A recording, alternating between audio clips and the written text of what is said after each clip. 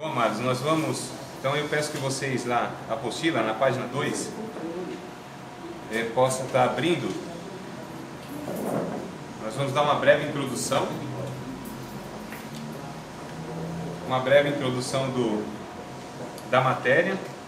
E assim, irmãos, fiquem à vontade, tá bom? A gente está aqui na proposta de um diálogo, de uma conversa. A qualquer momento da aula pode interromper, pode fazer pergunta, lógico, pertinente à aula, né? Não queira saber dos anjos agora, do Armagedon, tá bom? Então é dentro daquilo que a gente está propondo da aula de hoje. Fique à vontade, interrompa a qualquer momento, tá? O espaço aqui, ele é democrático, é o espaço de discussão, é o espaço onde a gente propõe justamente essa reunião de visões, de opiniões, para que a gente, todos juntos, né, possamos chegar a uma compreensão mais adequada da Bíblia, tá bom? O nosso interesse é esse, né? Nós descobrimos a vontade de Deus para a nossa vida e a partir disso a gente então servir a Deus e servir o povo dele e servir esse mundo como Deus assim nos orienta pela sua palavra. Antes que eu comece de fato a ler e a gente está discorrendo, nós estamos aqui na proposta de ensino de adultos, né? Então não é pedagogia, não é criança que a gente está lidando, não são as crianças, são os adultos. Então a gente chama de andragogia. E é mais difícil, por quê? Porque a gente tem um monte de pressupostos, nós já sabemos um bocado de coisa, inclusive a respeito da Bíblia e da vida também, né? Então muitos de nós já estamos trazendo aí uma estrada, uns mais longas, outras mais curtas, da vida, da experiência cristã, ministerial. Então o que acontece? É inevitável que nós vamos ser confrontados com a palavra de Deus, com o ensino. Então a gente vai ter que aprender a desaprender para aprender. Entenderam, irmão? Né? É simples. É simples, eu digo, no entendimento. Agora, nesse exercício da prática é o desafio para nós, né? Onde a gente vai ter que se auto-humilhar, onde o orgulho vai ter que ser subjugado aí pela palavra de Deus, onde nós vamos... Vocês, eu acredito que muitos de vocês, talvez a maioria, ensine, expõe a palavra, oriente, pastoreie, pregue, etc. Então a gente se reunir nessa proposta de nós considerarmos que aquilo que a gente ensina, sabe, entende há 10, 15, 20, 30 anos, talvez não seja exatamente assim, exige então uma humildade de coração. Então sem humildade, sem subjugar o nosso pretenso conhecimento à palavra de Deus, vai ficar difícil e nós vamos ser confrontados, não tem jeito. A partir de mim, inclusive, né, quando estudo a palavra de Deus, eu falo, nossa, mas eu até ensinava isso aqui já faz 10 anos, e agora vou ter que voltar na sala de aula e dizer que não é bem assim? É assim. É assim que acontece. Então, amados, vamos estar com o coração aberto a ouvir a palavra de Deus, a questionar o professor também à vontade, a discordar quando for necessário, eu não tenho problema, irmão. Tá certo? Quando as pessoas dizem assim, professor, não concordo com você. Porque tem pessoas que acham que no mundo existe dois tipos de pessoas. Os que concordam com ele e os equivocados. Não é assim, né, irmão? Então, uma pessoa não é absoluta, tá certo? Todos nós estamos nessa construção. Mas é necessário isso. Então, por favor, participe. Lógico, sempre respeitosamente, né? Jamais a gente vai tolerar ofensa, afronta, nada disso. Nem da minha parte para com vocês, nem de vocês para comigo. Isso é inadmissível, né, no povo de Deus, essa questão quando um quer ofender o outro e tal. Nós estamos aqui todos na dependência do Espírito Santo. Tá bom, amados? Então, sim. Explicar um negócio para o senhor. Olha, eu tenho um governo que há 17 anos, ele dá 17 anos. De repente, eu estou aqui, certo? De repente, vem aquele ataque, sabe, médico, mas não é nada de cair nem nada. Eu perco o sentido. Quando me volto o sentido, eu estou em outro lugar, tudo, eu não sei como chegar, né? Eu cheguei lá, nem nada. Sim. Eu só peço um favor, porque isso já aconteceu até quando eu estava nas escolas clínicas. Se acontecer, eu vou dizer assim, ó, está me ameaçando, não mexer, porque já tentaram me segurar, certo? Me puxar para ficar, me puxar, e sabe, fica agressivo. Agora, se não mexer, eu saio, ou se a pessoa fala, senta aí, eu sento, tá? Não mexe, porque você sabe, né? Ficar agressivo, porque esse problema é agressivo. Até no hospital das clínicas, me seguraram mesmo, 4, 5 pessoas que me seguraram, tá? Tudo bem, a gente vai conversar, acho que... É isso, mexe, porque se você pegar no meu braço, tentar puxar para lá, tentar assim, sabe? Tá bom. Qual é o nome do irmão? Meu nome é José Antônio. José Antônio? E eu tomo lá uma base de 9 comprimidos por dia. Eu tomo um trago no Hospital das Clínicas em 1990. Tudo bem, até no particular a gente conversa direitinho a esse respeito. Sabe, porque senão vai mexer, sai briga e fica agressivo, é pior, sabe? Tudo bem. Obrigado. Tudo bem, eu vou. Aliás, obrigado por avisar a gente, né? Tá certo. Eu tenho que avisar, porque eu tomo esses remédios, né? Esses remédios.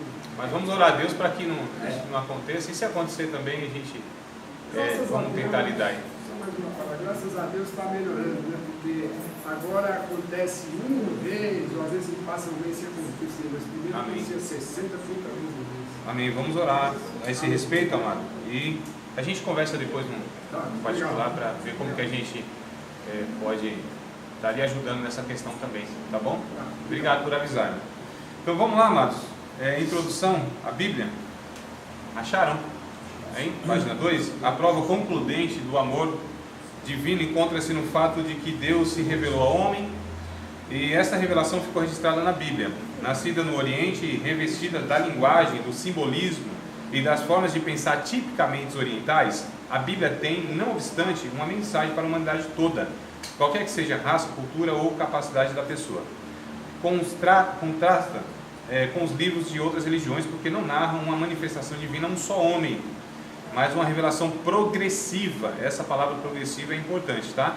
Porque é justamente o que a gente está iniciando do começo, ou começando do início, né? Que é de Gênesis, no caso Pentateuco. Vou explicar aqui para vocês palavra e tudo mais, terminologia, mas nós vamos começar mesmo do início, né? Não só do primeiro livro, mas do início da história humana. E aí a gente vai caminhando progressivamente, porque a revelação de Deus ela é progressiva, ela é gradual, ela é paulatina. Então muitas coisas do Antigo Testamento que Deus foi falando ou que Deus foi tolerando não é a vontade perfeita de Deus. Então a gente vai perceber que no Novo Testamento, principalmente na vida de Jesus, na doutrina dos apóstolos, aí se dá a plena vontade de Deus para a nossa vida. Então a gente vai ter que ter cautela, porque o Antigo Testamento é recheado de símbolos, de tipos, de figuras, não é? Então a gente vai tentar extrair aquilo que de fato significava lá, né? E aí fazer esse link com hoje, tá bom? Então a Bíblia ela tem uma mensagem para hoje, para o homem de hoje, para o ser humano.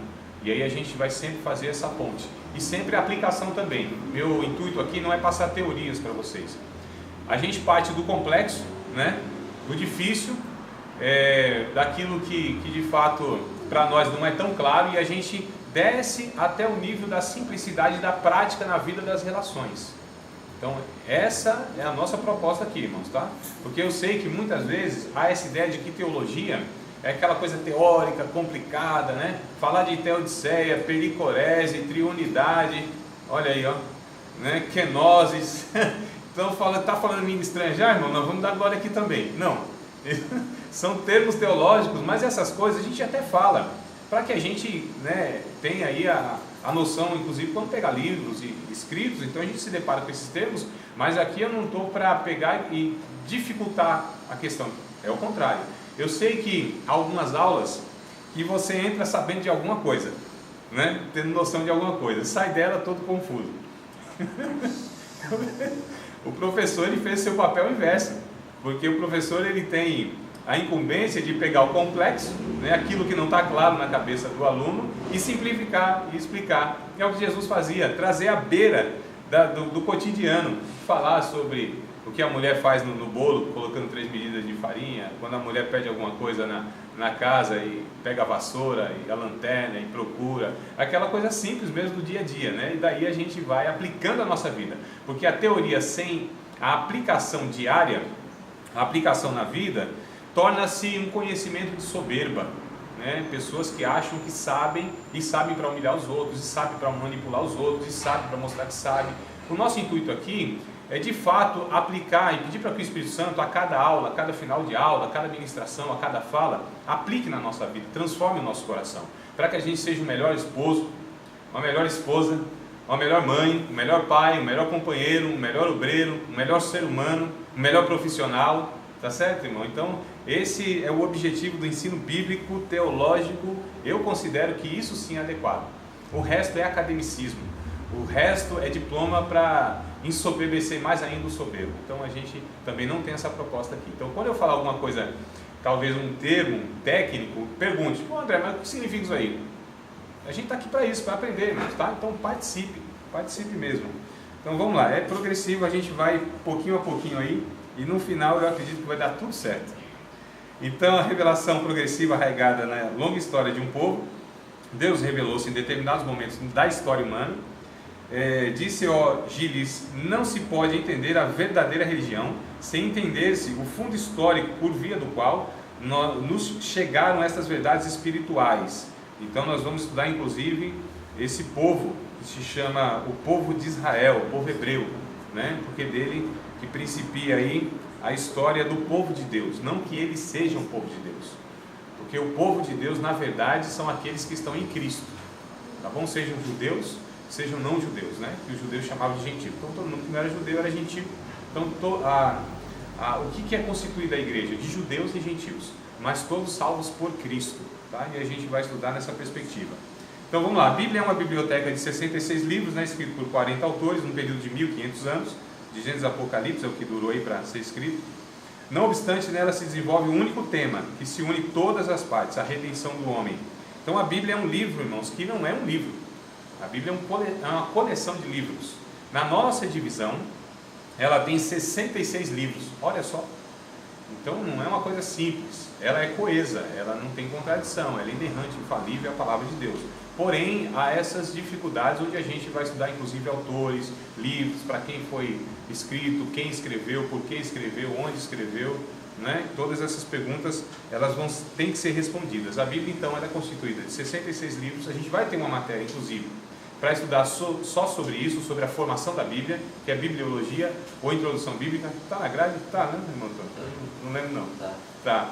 Então a gente vai estudar essas questões. Nós vamos, aliás, irmãos, eu acredito que vocês já têm um bocado de coisa na cabeça boa da Bíblia, mas assim, ao final do curso nós vamos acreditar que todos nós vamos ter a Bíblia assim gravada, os 31.173 versículos na mente gravado. Amém, irmão? Amém. Os 1189 capítulos assim todos sabidos. Não é? Meu Deus do céu. Só Deus, né, irmão? É muita coisa, mas vamos caminhar. Então o tema divide-se assim: o Antigo Testamento, né, a preparação do Redentor, os Evangelhos, a manifestação do Redentor, os Atos, a proclamação da mensagem do Redentor, as Epístolas, a explicação da obra do Redentor, e o Apocalipse, a consumação da obra do Redentor. Então a gente percebe que tudo gira em torno de Cristo, tá bom? Cristo é o centro da Bíblia, é o tema principal, é o único tema na verdade, né? Então nós vamos convergir tudo a Cristo. Cristo é a chave hermenêutica da Bíblia, tudo se entende a partir dele, tá? E tudo tem que ser levado ao entendimento e à vivência e o relacionamento com Jesus. O resto é resto, tá bom? Nós somos cristocêntricos, a igreja deve ser cristocêntrica. Eu acho interessante que a religião, ela tem a tendência de tirar o Jesus de dentro da própria igreja, né? A gente percebe que o Novo Testamento, Mateus, ele começa com Deus fora do templo. Deus não está mais no templo de Israel. Onde Deus está? Alguém pode dar uma dica assim? Não vale nota? Pode falar. Onde Deus está, irmão? Ali no Novo Testamento, Mateus. Vocês sabem que João Batista era sacerdote, né? Não é isso? João Batista era sacerdote. Por ser sacerdote, ele deveria estar no templo, não é isso? Fazendo os rituais, cerimônias, ministrando e tal. Ele não estava. João Batista, onde ele estava? No deserto. E o povo ia atrás de quem? De João Batista. Não ia para o templo. As multidões não afluíam ao templo. Lá estavam os fariseus, escribas, oficiais da religião de Israel, mas Deus não estava lá. E quem estava então no deserto? Por que o povo ia para o deserto? Porque estava João Batista? Não, porque estava Deus. A Bíblia diz, não é isso? A Bíblia diz que quem era João Batista? A voz do que clama no deserto. Não era João Batista que estava clamando no deserto. Era Deus, porque João Batista era a voz daquele que estava clamando lá no deserto. Então expulsaram Deus do templo pela religião, né? Por todas aquelas regras que a gente sabe que invalidavam inclusive a vontade de Deus por interesses escusos.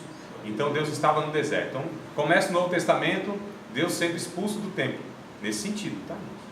E aí acaba o Novo Testamento em Apocalipse, Jesus fora da igreja batendo. Cheio, deixa eu entrar aí. Apocalipse 3,19, né? Eu estou à porta, estou batendo, eu quero entrar. Então olha que coisa curiosa no mínimo, né? Jesus está fora da igreja. Como assim Jesus está fora da igreja? Seria mais ou menos Jesus batendo e dizendo: o que vocês estão fazendo aí dentro? Seria para mim? Por que eu estou fora aqui? Deixa eu entrar. Se eu entrar vai ter um banquete espiritual que vocês não têm noção, né? Nós vamos cear juntos, vai ser uma bênção, vocês vão ver. Deixa eu entrar na igreja, que inclusive ela é minha. Então assim, a gente precisa, irmãos, ressignificar essas coisas, tá bom? É assim mesmo, a gente vai se espantando, mas depois a gente vai sabendo que é desse jeito. Depois entende. Né? Que eu falo agora não entende, mas entenderás depois, né? Então mais de 3, vamos ler aqui, continuar a leitura.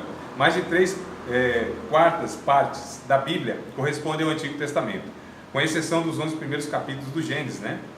Do livro de Jó e de certas partes dos profetas. O Antigo Testamento dedica-se ao trato de Deus com a raça escolhida, ou seja, o povo judeu. Deus elegeu o povo hebreu com 3 finalidades: ser depositário de sua palavra, tá? Isso está escrito em Romanos capítulo 2, se não me falha a memória, onde os oráculos de Deus foram entregues aos judeus, né? E Paulo, no próprio Romanos, vai dizer que os dons, a vocação, tudo isso foi entregue também aos judeus, né? E isso foi sem arrependimento. Então, ser depositário da sua palavra, ser a testemunha do único Deus verdadeiro perante as nações e ser o meio pelo qual viesse o Redentor. Não há nada de especial em Israel hoje, tá bom, irmão? Israel cumpriu o seu propósito na história, que foi trazer o Messias. Então, Israel era melhor do que as outras nações? Não, pelo contrário. Se vê pecados em Israel ao longo da história que nem entre os pagãos se via. Isso foi denunciado pelos profetas muitas vezes ao longo do Antigo Testamento, né? Ezequiel mesmo vem dizendo, onde Deus através de Ezequiel vem dizendo que para a nação de Israel, olha, vocês não tinham linhagem, vocês vieram de uma nação pagã. Diga, meu amado, qual é o teu nome, servo de Deus? Wendel. Como? Wendel. Antigamente tem o Salmo 106 e para mim fala muito bem, assim, bem claro, sobre a rebeldia do povo israelita. Isso, 106:15 me parece, que vai dizer que o povo pediu a Deus a carne, né? Deus disse: tá bom, seus rebeldes, vocês não querem carne, eu dou, mas vocês vão ser, a alma de vocês vão ser definhada. Olha, irmão, nós vamos trabalhar isso em outra ocasião, que Deus de vez em quando atende oração que não é sua vontade, mas toda oração que Deus atende que não é sua vontade é para prejuízo da nossa alma, da nossa vida. Então insistir com Deus naquilo que não é vontade dele é prejuízo. Pode ser que Deus conceda? Pode sim, mas eu percebo que na Bíblia Deus só responde a sua vontade, e eu não quero nenhuma oração minha que seja respondida que não seja a vontade de Deus. E parece que nós insistimos nisso, né? Impedir a nossa vontade, a nossa vontade, a nossa vontade, a nossa vontade, não é, irmão? Então a gente vai trabalhar também essa questão aí. Obrigado, Wendel, pela lembrança aí, meu irmão. Então esse povo era terrível. Qualquer semelhança é mera coincidência. Então nós somos assim. Então esse povo depositário da palavra de Deus, né, ser testemunha único Deus e perante as nações, e o meio pelo qual. Então por que Deus preserva esse povo na história? Para o bem da humanidade. Porque Israel era um berço onde traria o menino, né, o Redentor, o Salvador para a humanidade. Então Israel é preservado na história para o bem da humanidade. A igreja é preservada na humanidade para o bem da história. Então é o inverso, tá? E a gente vai fazer essa questão, só uma introdução, tá, irmão? Depois a gente vai voltar a cada tópico, discutir, ver direitinho, pegar textos bíblicos e tal. O Antigo Testamento divide-se de acordo com o conteúdo. O Pentateuco, que é o que nós vamos estudar hoje, iniciar, ou lei, né? Que é de Gênesis a Deuteronômio, ou seja, 5 livros nós vamos estudar, é a proposta nessa matéria inicial. Aí vem os livros históricos, né? Josué e Esther, são 12 livros.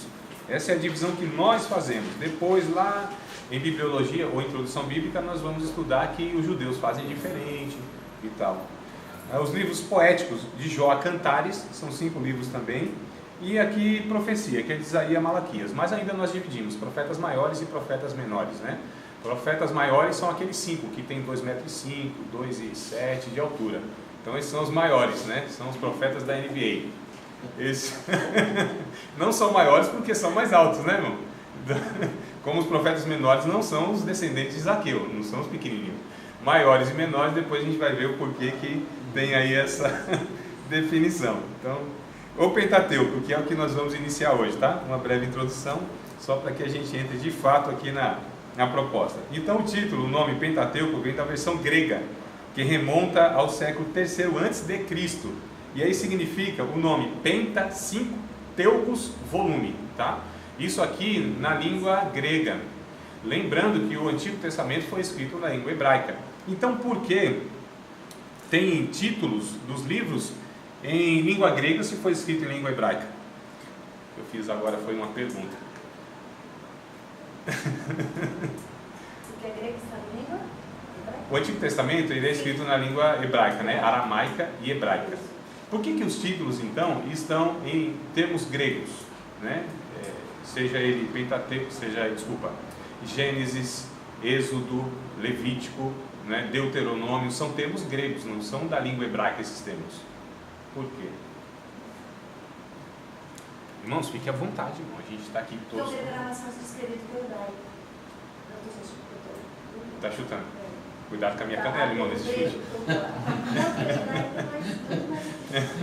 Tudo tem um porquê, né? E é justamente isso que a gente vai estar estudando aqui, né? Então vocês têm razão em não saber, vocês estão certinho em não saber, vocês não estão errados em não saber, né? Senão não precisava estar aqui. Então o que acontece? Vocês ouviram que eu li aqui, está escrito, que esse termo, né, é da versão grega e remonta ao século III a.C.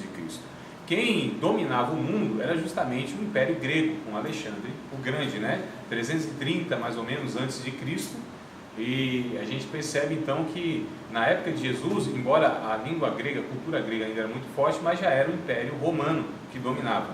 Mas aqui há uma influência muito grande dos gregos nessa compilação, tanto é que foi feita uma chamada de Septuaginta, que é uma versão do Antigo Testamento para a língua grega.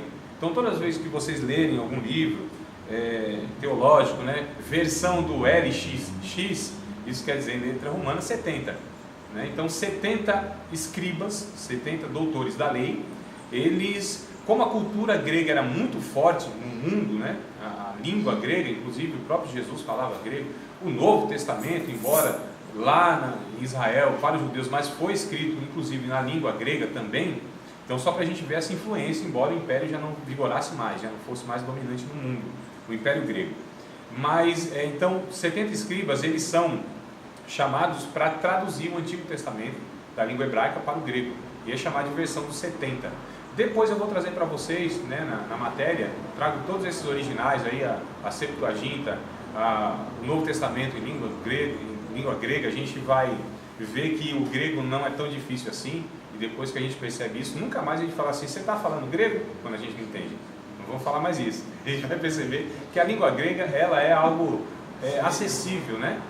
Não é semelhante ao português. Exato, principalmente na questão médica, né? Na questão científica, muitos termos, e a nossa língua, ela deriva, ela vem do grego e do latim, né? Ela se origina, a língua portuguesa vem da língua grega e do latim. Então, automóvel talvez seja a palavra ideal para que a gente entenda isso, porque aqui há um hibridismo.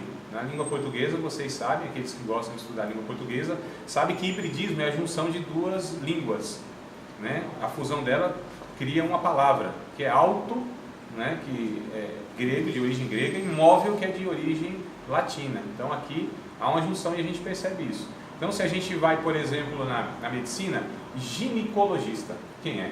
As irmãs podem responder. É o médico da mulher.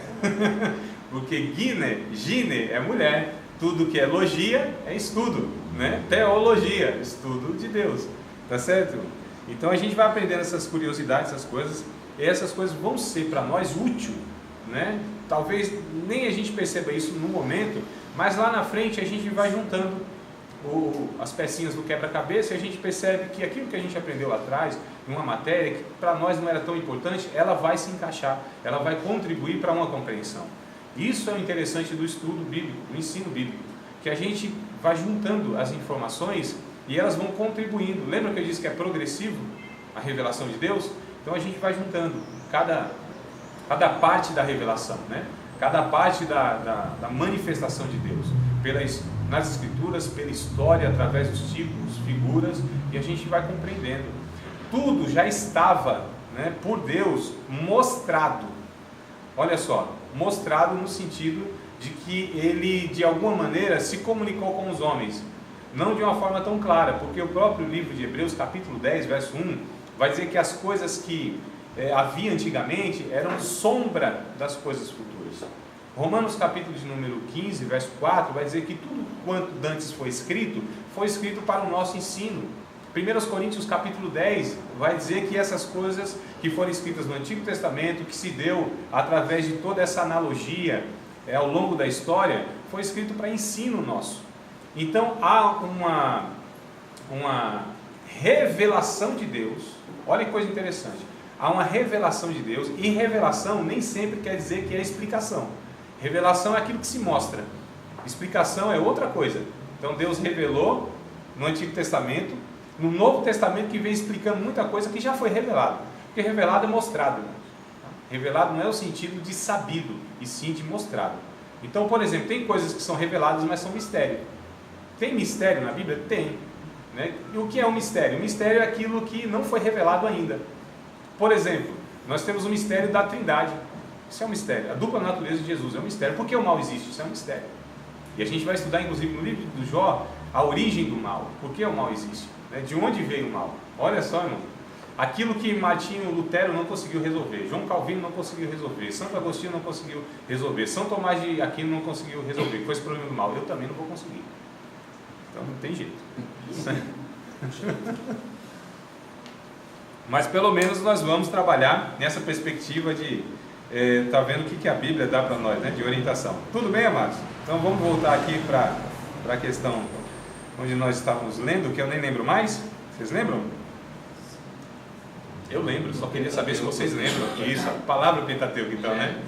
Então, Penta 5, Teucos, volume relacionado aos livros. Então, Pentateuco diz respeito aos 5 primeiros livros da Bíblia, tá bom? Que é Gênesis, Êxodo, Levítico, Números e Deuteronômio. Então, nós vamos aí estar estudando aí livro por livro, lógico, de uma forma um pouco superficial, né? E a gente vai contar com a dedicação de vocês no estudo, fora da sala de aula, aplicado, disciplinado, né? Organizado. Então a gente vai ter essa proposta aí para que vocês continuem o ensino.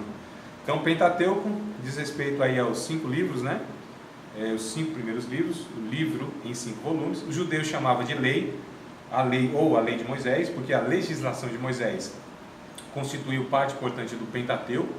O autor, embora não se afirme no próprio Pentateuco, que esse haja sido escrito por Moisés, em sua totalidade, outros livros do Antigo Testamento citam-no como obra dele. Por exemplo, Josué, 1 Reis, aí tem várias referências que vocês podem conferir depois. Eu não vou conferir agora, tá?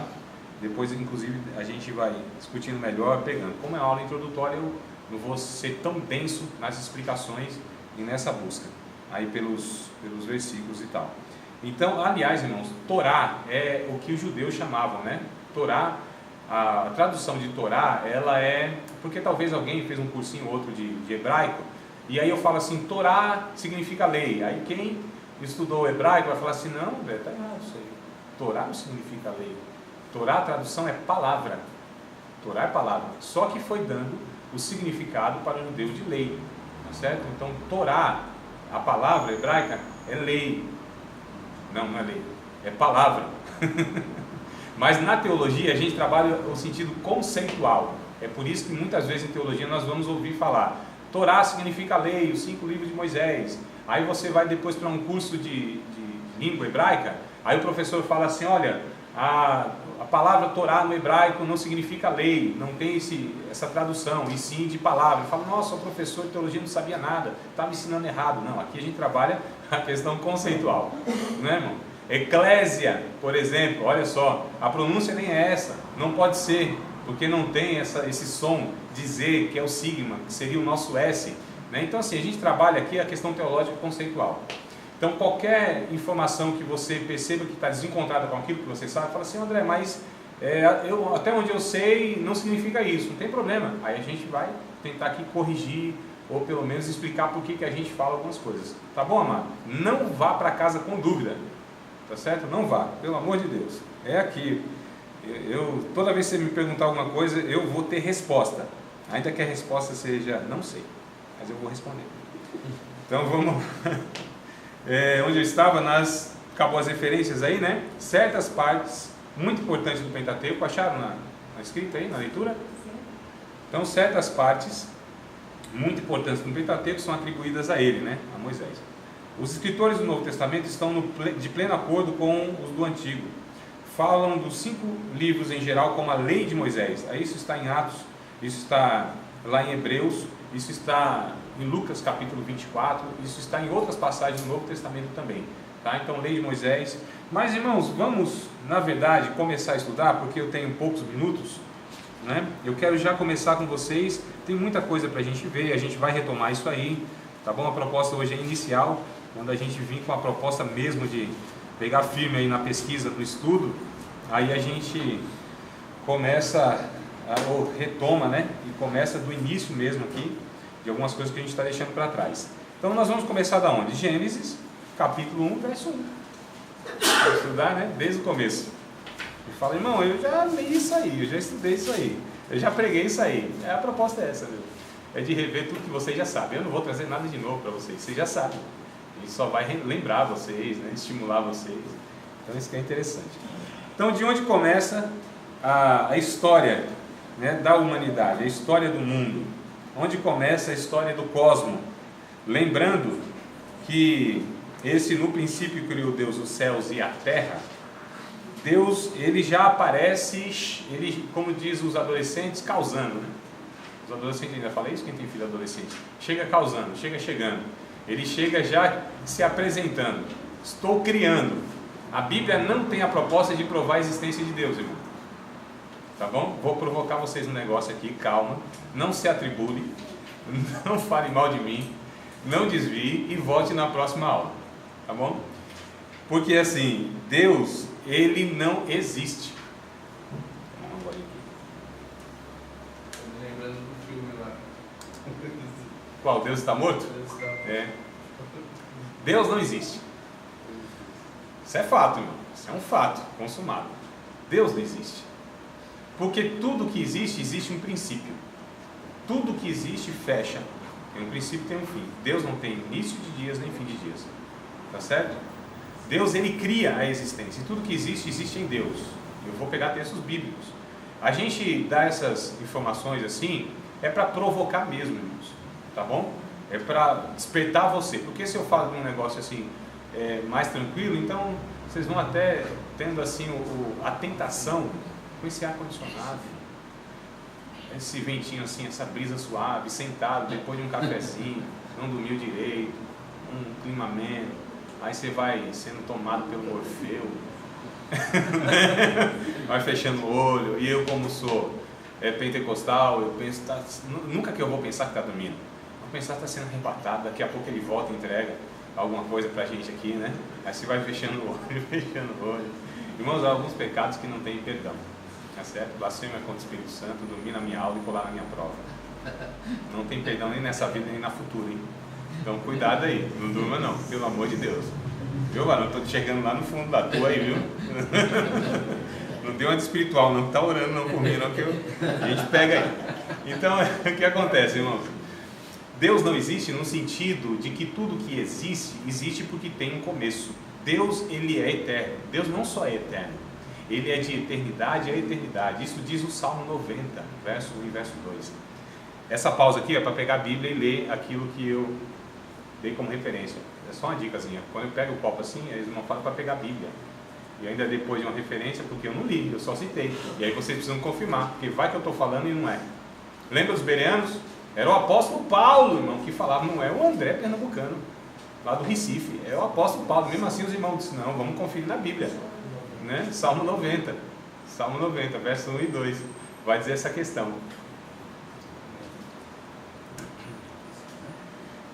Deus, porque assim, ninguém se perguntou, ou ninguém perguntou para você, numa evangelização, ou até mesmo no discipulado, de onde veio Deus? E o que tinha antes que Deus, antes de Deus vinha o quê? Tinha o quê? Ninguém se perguntou isso? Nunca, irmão? Eu já me perguntei isso. Já? Só o irmão Wendel? Acho que a maioria de nós já se perguntou, mas de onde veio Deus? Antes de Deus, o que existia? Quantas pessoas perguntam isso para nós? Não é? E é importante nós sabermos isso, pelo menos naquilo que dá para saber, para que a gente também esclareça outras pessoas. Nós possamos ser esclarecidos e esclareçamos outras pessoas. Então, de onde veio Deus? Deus não veio de lugar nenhum, irmão. Deus é que origina todas as coisas. Porque para nós é complicado pensar assim? Porque nós somos seres finitos. Nós somos pessoas que tiveram uma origem. Tudo que nós conhecemos tem origem, tem um princípio, foi criado. Nós não conhecemos nada incriado. Tudo que nós conhecemos é da criação, pertence à criação, teve o início, inclusive tem o seu processo e terá o seu fim de uma maneira ou de outra. Então não cabe na nossa mente algo que sempre existiu. E é um dos atributos de Deus, o autoexistente, o eu sou, a expressão, né? O autoexistente, aquele que se sustenta por si mesmo, aquele que não depende de ninguém, aquele que sustenta todas as coisas, aquele que é autocriador, aquele que cria todas as coisas, aquele que mantém todas as coisas, aquele que resgata todas as coisas. Se viesse pentecostais já estava dando glória a Deus aqui na minha fala, mas não vieram ainda. Vamos ler o texto onde Salmo. Olha que coisa. Vocês podem olhar para mim antes, eu faço isso mesmo, eu falo para a gente ler, eu nunca deixo, né? Mas a gente vai. Isso aí é estratégia para passar o tempo, não tem muita coisa para falar e você vai enrolando. Estou brincando. 90? Só, serve de Deus, só um minutinho.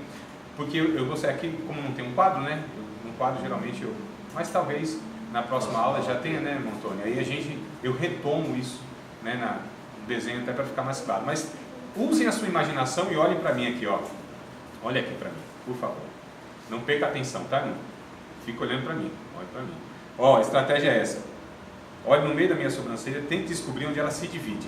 Enquanto você não achar a divisão da minha sobrancelha, não pare de olhar para mim. Tá bom? Esse é o desafio que vocês têm. Então, fica olhando aqui.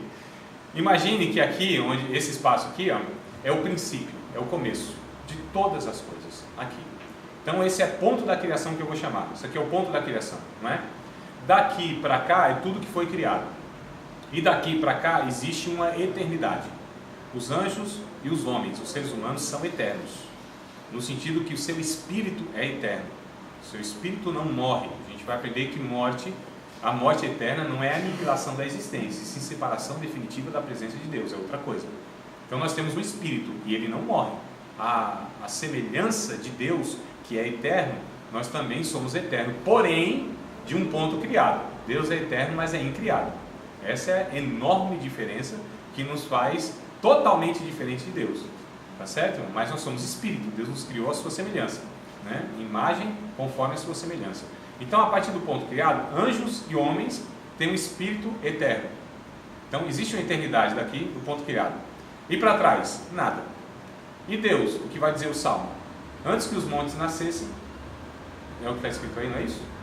Antes que os montes nascessem, o que tu formasses a terra e o mundo, sim, eternidade. De eternidade, eu sou o ponto criado, tá bom? De eternidade a eternidade, tu és Deus. Então, de eternidade a eternidade, Deus abrange toda a eternidade, e toda a eternidade está dentro de Deus. Olha só, amados, tudo existe em Deus, fora de Deus nada existe. Sim, meu irmão, pode falar. Dizer que nem o universo não existe. Não, foi criado, e foi criado dentro de Deus, e Deus criou todas as coisas. Era trevas. Deixa eu ver se eu consigo exemplificar aqui de uma forma mais simples. Quando se usa a palavra alfa e ômega, princípio e fim, É para descrever justamente isso que eu estou tentando dizer, né? Porque quando se pega lá alfa e ômega, é a primeira letra do alfabeto hebraico e a última letra, seria o A e o Z nosso. Então, tudo que é escrito na história é escrito dentro disso. Então, se Jesus é o alfa e o ômega, tudo que é escrito e desenrola dentro da história, isso é feito por Jesus, dentro de Jesus, né? Ele é o princípio e é o fim. Ele é tudo em todos. Então, são expressões que a gente ouve na Bíblia, lê na Bíblia, que vai denotar justamente isso. Tudo veio dele, de Cristo. Tudo por ele foi criado. Tudo dele saiu todas as coisas, né? Então, ele é o originador de todas as coisas. o próprio Satanás, o próprio inferno existe em Deus. Essa é a angústia do Satanás, que não pode se livrar da presença de Deus. Porque um dos atributos de Deus é chamado de onipresença. E não é porque Deus está em todos os lugares, é porque todos os lugares estão em Deus. O que diz o Salmo 139: de onde eu fugirei do teu espírito? Se eu subir no céu, tu estás. Se eu descer lá no inferno, fazer minha caminha lá, tu também está. Escuridade e claridade para tu é a mesma coisa. Então ele é onipresente, não porque ele está em todos os lugares, mas que tudo está em Deus. Exemplificando, seria isso aqui, ó, tudo que existe representa, ou esse copo representa tudo que existe, tá certo? Anjos, demônios, criação como nós entendemos, terra, cosmo, planeta, galáxia, não universo, mas multiverso, tudo que existe foi criado. É esse copo aqui. Tudo isso aqui, ó, vamos imaginar que essa mesa é Deus, tá certo? Então tudo que existe faz isso aqui, ó. Se alguma coisa que existisse saísse de Deus, deixaria de existir. Não existiria mais. Eu estou inventando isso? Isso aqui é um conceito teológico? Isso aqui é uma viagem na maionese que eu estou tendo? Não, amados. Vamos ler o texto. Vou ler o texto de Atos dos Apóstolos. Ó, está no Novo Testamento, coisa que ajuda a gente mais ainda. Atos dos Apóstolos, capítulo de número 17. Paulo disse isso, inclusive para um povo aqui que gostava desse negócio de discussão filosófica e tudo mais. Capítulo 17, verso 28. Atos dos Apóstolos, capítulo 17, verso 28. Olha só o que está escrito. Olha aqui, ó. Olha a criação aqui do verso 28, ó. Ó Deus à mesa, porque nele, na mesa, em Deus, vivemos e nos movemos e existimos. Porque fora de Deus, nada existe, nada. Nós não somos, irmãos. O único que é Deus. É por isso que Deus não existe. Deus é. Nós só somos por causa do ser de Deus. Nós não somos autossuficientes. Deus é autossuficiente. Ele é um ser incriado, inclusive ele criou o tempo. Ele está fora do tempo, do espaço. Ele habita onde, diz a Bíblia? Na eternidade, na luz inacessível. Ele está acima de tudo e de todos. Deus não só abrange tudo, mas Deus sabe tudo. É outro atributo de Deus. Onisciência, não é? Onipresença, onisciência, onipotência e onividência. Ele sabe tudo, ele vê tudo, ele está em todos os lugares e ele tem todo o poder. O que Deus está vendo nesse exato momento? Tudo que ele estava vendo quando ele criou tudo. Deus, ele é um motor imóvel que move todas as coisas, não é movido por ninguém. Onde Deus está agora? Onde exatamente estava desde sempre. Deus está vendo, irmão, agora, esse exato momento. Deus está vendo como essa mesa aqui que eu estou vendo. Ele está vendo desde o início que ele cria os anjos, que foi anterior à criação. Isso está em Jó, capítulo número 38, inclusive, versos 7 e 8. Criou os anjos anterior ao ser humano e à criação. Cria lá o cosmo, o planeta Terra, inclusive, o homem. Ele vê toda a trajetória de Israel. Ele vê Jesus, o seu filho, sendo sacrificado. Ele vê esses 2000 anos de história, só ele sabe quanto tempo vai haver mais. Ele vê todo o período da tribulação, o julgamento, o juízo final, novos céus e nova terra. Ele está vendo tudo ao mesmo tempo. Ele vê todas as coisas ao mesmo tempo. O tempo foi criação de Deus. Deus não é sujeito ao tempo. O cronos, essa cronologia, isso cabe na história humana. Para Deus não. Deus habita na eternidade. A eternidade não é um tempo sem fim. É ausência de tempo. E Deus está vendo tudo, sabe de tudo ao mesmo tempo. No Kairos, né? É o tempo de Deus. Né? Agora isso aí já é outro aspecto, é que se traduz por tempo, né? Kairos, tempos, cronos e etc. Mas a ideia aqui é que Deus está agora onde sempre esteve, no trono, tá certo? Dominando sobre tudo e sobre todos. Nada foge do controle de Deus, nada. Apesar de toda essa loucura humana, apesar da rebeldia dos seres angelicais, apesar de tudo que a gente vê, mas o propósito de Deus será levado a cabo. Ele é o autor e ele é o consumador de tudo isso, tá certo? Então Deus, ele está vendo tudo, irmão, ao mesmo tempo. Ele sabe de tudo, tudo está dentro dele. Olha, é porque a gente dá muito poder, por exemplo, ao Satanás. A gente acha que Satanás é assim um ser, né, que está digladiando contra Deus. Vocês não viram no Facebook já, assim, um braço de ferro, está aqui o capiroto, o chifrudo e Jesus do outro lado no braço de ferro? Quem já viu essa imagem no Facebook? Não tem como isso, não, é impossível. Sabe por quê? Porque Jesus é Deus. O Satanás não se equipara tá certo? Não é um páreo. Ele não está disputando contra Deus nada, irmão, porque ele é uma criaturazinha de Deus. Deus é Senhor e soberano e é Senhor dele. E o diabo é um servo frustrado de Deus. Ele obedece sem querer. Deus dá ordem, ele vai lá e faz, contrariado, mas faz. E não tem possibilidade de não fazer quando Deus dá ordem. Então, se fôssemos para nós pegarmos algum ser dessa criação para equiparar a Satanás, seria o arcanjo Miguel. Aí Judas, o epístolo de Judas vai dizer lá que eles disputam e brigam mesmo, né? Mesmo assim, ainda o Miguel ganha, porque está investido da autoridade de Deus. Mas seriam os dois seres equiparados, porque são dois seres angelicais, talvez de uma mesma hierarquia, ordem, etc. Mas Deus não. Deus, ele é infinitamente maior de tudo que ele cria. E se ele é infinitamente maior de tudo que ele cria é infinitamente menor do que ele. Percebe a distância? Na teologia a gente chama isso de distância ontológica. É distância de ser.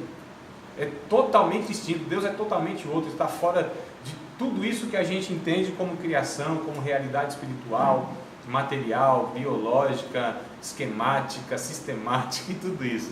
Ele é soberano, ele é Deus, tá certo? Tudo está sujeito a ele. Todas as coisas estão subjugadas a ele, ao seu senhorio. Agora o que a gente vai estudar no livro de Gênesis, quando a gente pega a sua criação, é que Deus decidiu não controlar essa criação por manipulação, nem por despotismo, nem por tirania. Aqui que está o negócio onde a gente se enrosca. Porque Deus, tendo todo o poder, não usa o seu poder para conquistar os seres humanos. A gente vai ver isso no capítulo 3, onde dá a queda, né? A ruptura aí do primeiro casal. Porque Deus bem que podia não fazer com que aquilo não acontecesse. Deus podia, mas Ele não decidiu. Por quê? Porque a gente vai ver isso nos outros capítulos. Se eu falar tudo agora, a gente não perde a audiência, né? Então... Mas só para que a gente entenda, a gente está estudando então aqui aquilo que Deus deixou de se revelar. A teologia, o termo teológico, para mim, ele é um pouco inadequado. Foi cunhado, foi criado, é o que está aí, né, na história, mas para mim é um pouco inadequado. Por quê? Teo é Deus e logia é estudo de Deus. Não tem como estudar Deus. Deus é inestudável. Não sei se existe essa palavra, se não existe eu criei ela agora. Então ele não pode ser estudado no sentido como tudo pode ser colocado no laboratório, esquadrinhado, né? Ele não pode ser investigado no profundo. O Romanos capítulo 11, verso 33 ao 36, Paulo vai dizer isso.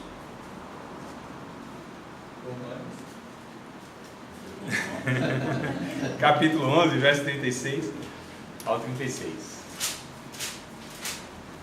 Oh, profundidade da riqueza, tanto da sabedoria quanto do conhecimento de Deus. Quão inescrutáveis são os teus pensamentos.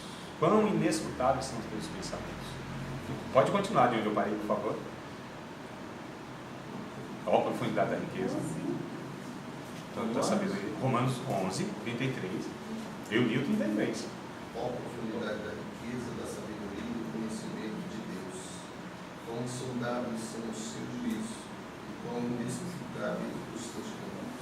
E pode continuar, pastor, por favor. 34. Pois quem conheceu a mente do Senhor? Quem se tornou o seu conselheiro? Quem primeiro lhe deu alguma coisa para que ele lhe recompense? Portanto, dele, por ele, para ele são todas as coisas. A ele seja a glória perpetuamente.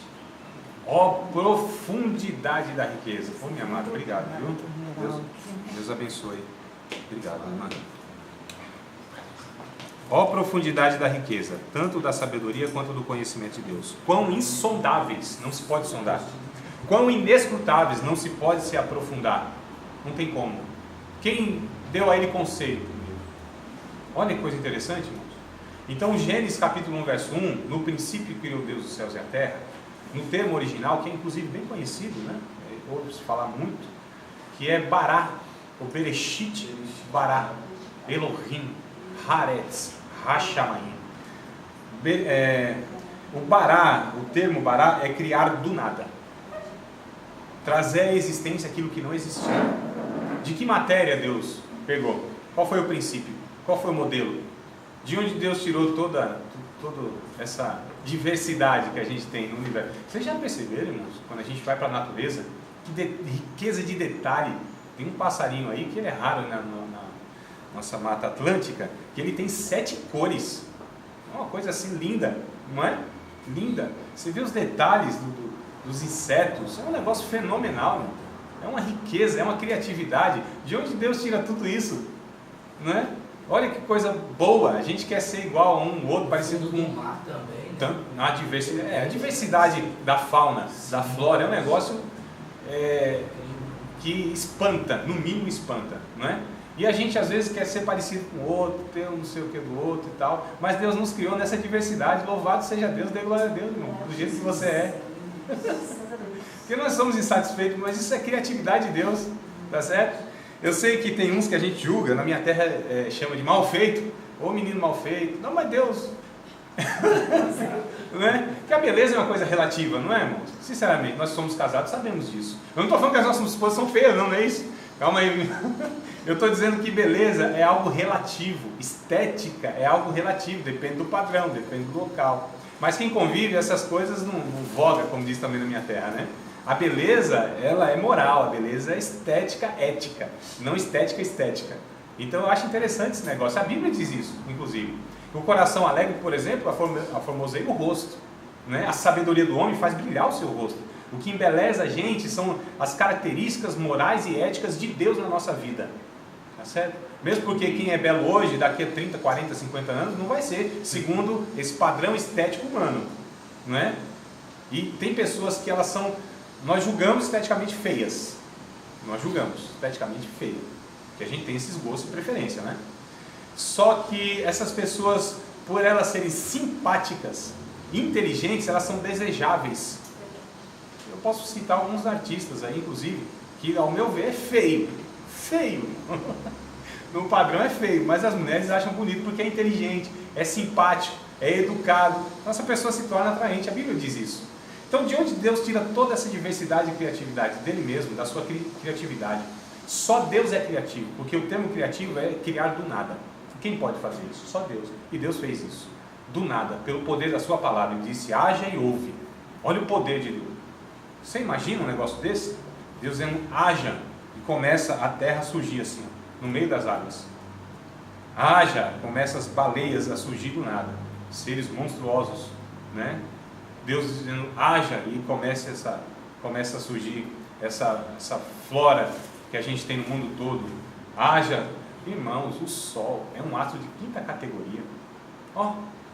Diante de Deus é nada, né? Para nós é uma coisa absurda. Esse universo todo que é incalculável, imensurável, isso tudo foi criação de Deus, é infinitamente menor do que Deus. Deus está acima e é muito maior do que tudo isso. Que coisa interessante quando a gente começa a estudar. E aí já vai caindo as nossas preocupações, ansiedades, porque nós estamos servindo a um Deus que é desse tamanho, irmãos, que faz do globo terrestre a sua cadeirinha para descansar, sentar um pouquinho. Não é que ele se cansa não, que a Bíblia diz que ele também não se cansa, nem se fadiga. O jovem sim, se cansa e fadiga, mas Deus não. Deus está tranquilo, não tem esforço para Deus, Deus não soa. Deus não é nem racional, irmãos. Deus não é racional. Quem é racional somos nós. O que é o raciocínio? É você pegar uma ideia, aquilo que você não sabe direito, raciocinar, que é um processo da mente, chega numa conclusão, não é? E a conclusão que a gente chega ainda não é nem a melhor, muitas vezes é errada. Agora Deus sabe tudo de pronto, Ele não precisa pensar, Ele sabe, e sabe tudo na plenitude do saber. Ele é a fonte da sabedoria. Em Jesus está escondido todas as fontes, os tesouros da sabedoria, é o que diz o texto bíblico. Eu não cito um versículo ou outro, mas o que eu estou expondo aqui é conceito bíblico, tá bom, irmão? Não é que eu estou buscando na filosofia e tal, não, isso aqui é conceito bíblico. Então a gente percebe que Deus é esse Deus poderoso. Aí quando a gente conhece Deus assim, pela sua palavra e pela experiência própria também, a gente fica tranquilo, não é ansioso, não fica preocupado com a conta que tem que pagar segunda-feira, não fica agoniado porque se a gente tem uma enfermidade, meu Deus, o que vai acontecer comigo? Não, a gente está tranquilo, sossegado. Já viram Jesus apavorado na Bíblia? Assim, agora o que vai acontecer? Os caras estão vindo lá, reúne os 12 aqui, já viram? Jesus assim, desesperado, e agora? Quem poderá nos defender? Nunca vimos assim Jesus, muito tranquilo, não é? sereno. O Pedrão que tipifica a gente, o Pedro somos nós, irmão. E as pedrinas. Somos nós, né? Não, Jesus, pode deixar que agora eu vou te defender. Pode deixar que eu sou pastor, eu sou obreiro, eu sou teólogo, sou eu que vou defender tudo isso aí a igreja. Jesus dizendo, você vai me defender? Você me conhece, rapaz? Você sabe quem eu sou? Você vai me defender? Você acha que eu preciso de advogado? Nada contra, entendeu? Né? O ofício não, viu? Não me leva a mal. Mas Deus não precisa disso. Deus não precisa de ninguém, né? Aí quando o Pedrão saca a espada, ainda tinha espada, né? Isso é um negócio curioso que a gente discute depois, o crente ainda com espada. Então ele saca a espada, vai dar, irmão, no meio da moleira, na minha terra diz moleira, no meio da moleira do Malco, do jovenzinho coitado lá, foi levado lá e ainda sofreu essa situação. Só que sanguíneo, vocês sabem, né? Sanguíneo erra tudo, é descontrolado, né? Quando ele vai dar no meio da moleira, acerta a orelha direita. E aí Jesus disse, tranquilo, aquela multidão, o povo desesperado, cheio de porrete, de tocha à noite para pegar Jesus. Jesus tranquilo. Jesus, Pedro, põe a tua bainha na espada, porque se eu quisesse, Jesus tinha poder, mas não usava todas as vezes o seu poder. Ele vai nos ensinar uma série de coisas com isso. E ele diz assim, se eu quisesse, eu rogaria o Pai agora, e ele enviaria 12 legiões de anjos, em uma fração de segundos, 12 legiões. Isso, na contagem que é o que se refere o texto, seria 72 mil anjos apostos para defender Jesus. Jesus tinha isso ao seu dispor. Só lembrando que um anjo, lá no Antigo Testamento, matou 185 mil soldados de guerra em uma noite. O que não faria 72 mil anjos? Faria a cidade. A cidade? Não, acabaria com o universo. Irmãos, um anjo, 185 mil soldados de guerra em uma noite. Imagina 72 soldados experientes, né? de guerra, sim. 185 mil, um anjo. E eu acredito que aquele anjo também não se cansou, irmão. Jesus, se tiver mais 185 aí é fácil, eu acabo até 7 horas da manhã. Só pagar uma extrazinha a mais aí que eu faço o serviço. Sim, amado. Uma legião são quantos mil? São 6 mil, na contagem romana 6 mil. Porque aqui está a referência é justamente essa, né? O exército romano. Então uma legião, ela conta 6 mil soldados. Então 12 vezes 6 vai dar 72 mil. É isso, não errei na conta não, né? 72 mil. Agora a gente percebe o poderio a disposto, né? Quem é Deus? E Deus nem precisava usar isso, porque com o poder da sua palavra, Ele cria todas as coisas. Diz o texto bíblico lá em Apocalipse, com o sopro da boca de Jesus, o anticristo, falso profeta, tudo isso aí que a gente julga assim, nossa, que poderio do Satanás, vai ser destruído. O próprio Jesus disse a Pilatos, né? Você só tem poder porque te foi concedido. Então todo poder é concedido, porque Ele é o originador de tudo, Ele é que tem o poder, Ele delega aos homens, né? Ele vai delegando aos homens algumas gotinhas de poder, e esses homens já acham que são o poderoso, né? Já fica assim contaminado pelo vírus luciferiano, acha que é melhor que os outros, acha que pode fazer isso, mandar na vida dos outros, ser dono das almas, disciplina aleatoriamente, né? Joga uns para o inferno. Tem uns homens que são assim, porque receberam uma gotinha da autoridade que Deus investiu na sua vida. E a gente vai aprendendo que todo o poder que Deus nos dá, se é para nos servir, não para servir, não serve o reino de Deus, porque é satânico, tá certo? A gente tem que ter cuidado. Nós que fomos chamados para o ministério, nós que fomos de alguma maneira, em alguma medida, nos dado por Deus autoridade, autonomia, seja ela administrativa, seja ela intelectual, seja ela física, social, econômica, psicológica, de alguma maneira foi nos dado esses poderes, é para servir as outras pessoas e não para nos servir. Porque se a gente faz isso para nos servir, nós estamos crescendo a semelhança, diminuindo, né? Uma pessoa pensa assim, diminuindo a semelhança do Satanás e não de Deus. Porque Deus sendo Deus, Ele serve. Essa é a lógica do reino de Deus, é de ponta cabeça. O maior é Jesus que é o menor, né? Aquele que é chamado de chefe, eu não gosto desse termo. Se alguém chama, é chamado ou gosta, eu não gosto. Eu particularmente, tá? Você tem o direito de gostar, de ser chamado, de tratar de qualquer... Eu não gosto. quem é chamado de chefe. Mas Jesus disse, vocês querem ser chefe? Então sejam servo de todos. Né? Que Jesus, sendo Deus, ele deu o exemplo. Ele se humilhou, se fez como um homem para servir as outras pessoas.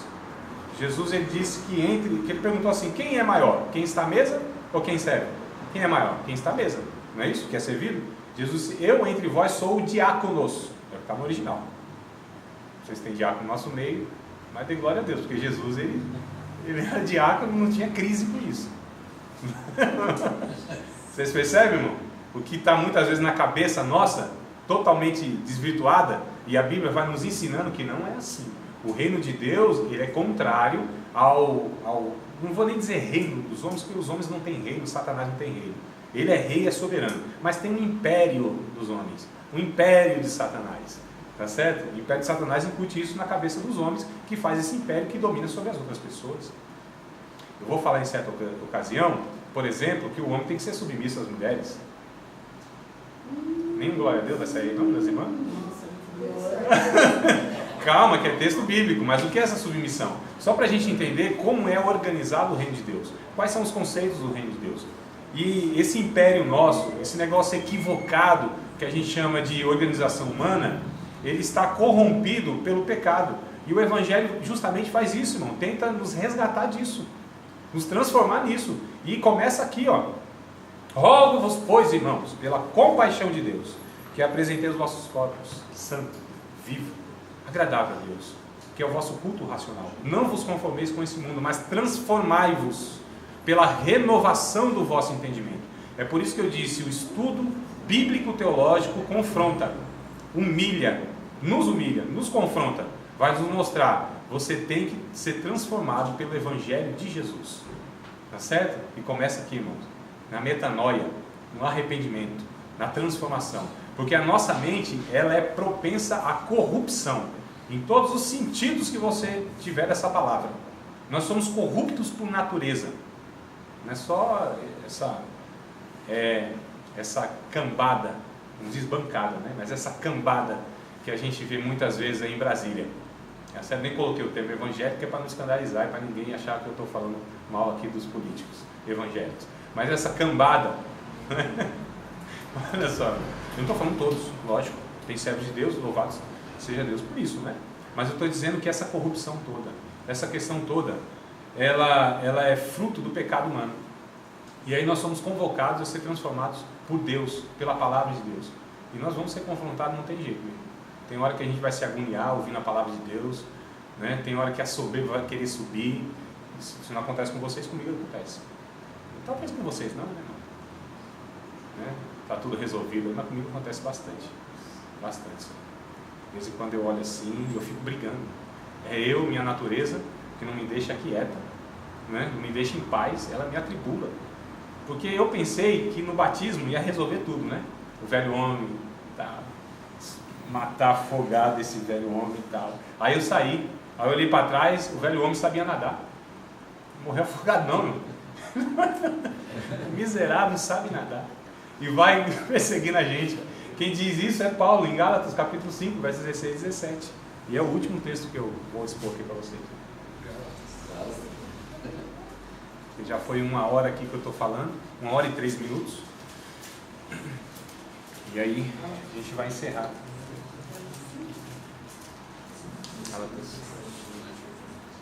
O Espírito combate contra a carne, e a carne contra o Espírito, para que não façais o que quereis. Mas se sois guiados pelo Espírito, não cumprireis a concupiscência da carne. Gálatas 5, 16 e 17. Então há na minha terra diz arenga, essa arenga entre duas naturezas. Pastor Aguinaldo? Você identificou aí no termo, né?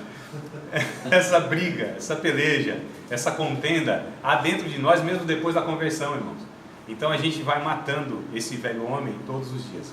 A Bíblia usa 3 termos radicais para como que a gente deve lidar com a velha natureza, que não se converte. A velha natureza é impossível a conversão dela. O que existe para ela é o seguinte: crucificação, mortificação e sepultamento. É o que a Bíblia vai dizer, que a gente tem que fazer com a nossa velha natureza. Ela não se converte, é por isso que de vez em quando ela aparece. Mas não estava morta? Estava não. Ela só estava subjugada ao Evangelho, ao Espírito. A gente só estava lançando isso no domínio do Espírito Santo. Mas de vez em quando a gente sai desse domínio, né, irmão? De vez em quando dá aqueles 5 minutos, né? E tem uns que até pedem 5 minutos, Deus me livre. Vai que nesses 5 minutos aí a gente se desmantela, né? Mas essa velha natureza ela tem que ser morta, crucificada e sepultada. Não tem negociação. Ela não aceita negócio, tá certo? A velha natureza tem que ser subjugada a Cristo, ao Espírito Santo. Nós somos essas pessoas e o Evangelho vem para tratar isso em nós todos os dias. E o ensino faz isso. É por isso que muitas vezes a gente não vê tanta transformação em pessoas que frequentam a igreja há anos, há décadas, porque muitas vezes não são confrontadas pelo ensino.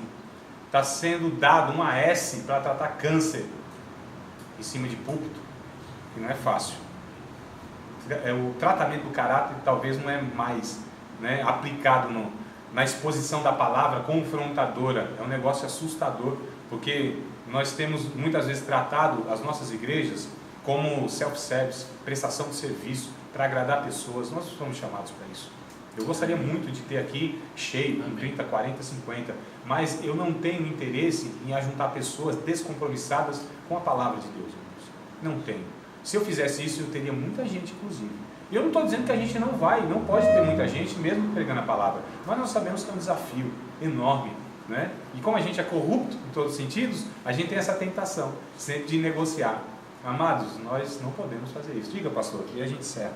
Esse fato que você falou que os confrontos, às vezes até com o ensino, é que hoje eu conheço muitos pastores, assim, dentro deles alguns até conhecidos, que não está preocupado em questão de ensinar, né? Porque o ensino, ele demanda tempo, demanda custo, não custo só financeiro, mas é de tempo, desgaste da sua Sim. vida, porque você tem que se preparar para ensinar o que a Bíblia diz, não o que eu acho que ela Exato. tem que ser. Porque hoje em dia a pessoa está falando assim, vem para a igreja, você pode ser curado, você pode ser tua vida vai mudar, e a proposta do Evangelho não é essa. A proposta do Evangelho é realmente metanoica, é mudança de mente. Exato. Entendeu? Você tem que mudar esse pensamento seu corrupto, humano, entendeu? Para ser semelhante a Cristo. Então, a proposta dos pastores hoje, por aí, eu quero encher a igreja, não importa como, mas lá no nosso, lá desde quando nós iniciamos, tem as pessoas que falam assim, pastor, demora crescimento. Eu falo assim, com certeza, porque você vai preparando a pessoa. Isso. Porque O inchaço é rápido, né? Só dar uma pancada, incha. Já é rápido. Você começa aí a fazer dar uns pulos, fazer que nem uma coisa lá que o pastor Antônio Braga falou ontem na mesa lá, que um camarada falou no vídeo do outro, de repente lá foi fazer entrevista com o demônio. Eu digo, bom, tem coisas assim que não tem. Jesus falou assim, sai no nome, não tem que ter entrevista com o demônio, né? Isso não dá ibope, né? Tem que ter entrevista com o demônio, para assim, irmãos, olha aqui, ó, vem para cá porque a sua vida vai mudar, Jesus está curando de câncer, está